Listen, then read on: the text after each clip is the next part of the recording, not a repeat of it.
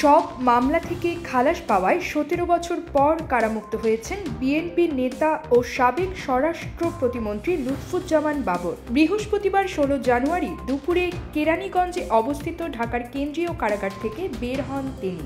এ সময় কারা ফটকে ভিড় জমানো অনুসারীরা ফুলের মালা দিয়ে তাকে স্বাগত জানান।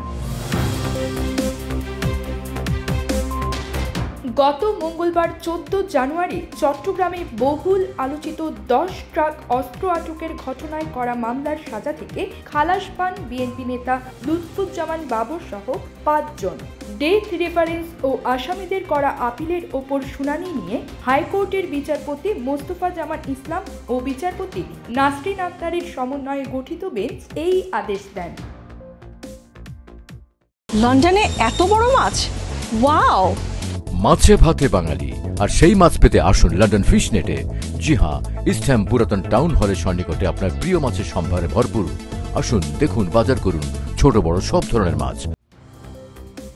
এর আগে গত 18 ডিসেম্বর 10 ট্রাক অস্ত্র আটকের ঘটনায় দায়ের হওয়া চোরাচালান মামলায় ফাঁসির সাজা থেকে খালাস পান বাবর।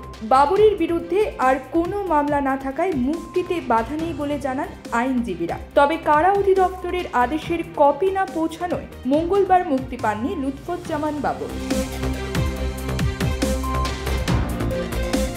2004 সালের 1 এপ্রিল CUFL ঘাট থেকে আটক করা হয় 10 ট্রাক ভর্তি অস্ত্রের চালান। 2007 সালের 28 মে আটক হন লুৎফুজ্জামান বাবর। এরপর বিভিন্ন মামলায় তার দণ্ড হয়। এর মধ্যে 2টি মামলায় তার মৃত্যু দণ্ডাদেশ হয় এবং একটিতে দেওয়া হয় যাবজ্জীবন কারাদণ্ড।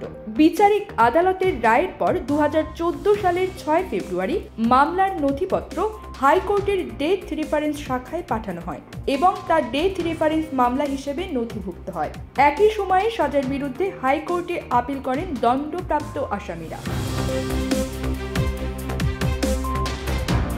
গত বছরের 5 আগস্ট ছাত্র জনতার অভ্যুত্থানে আওয়ামী লীগ সরকার পতন হওয়ার পর এসব মামলার আপিল শুনানি শেষে একে একে খালাস পান বাবর। এর মধ্যে গত 23 অক্টোবর দুর্নীতির মামলায় 8 বছরের দণ্ড থেকে এবং 1 ডিসেম্বর 21 আগস্ট গ্রেনেড হামলার মামলা থেকে খালাস পান তিনি।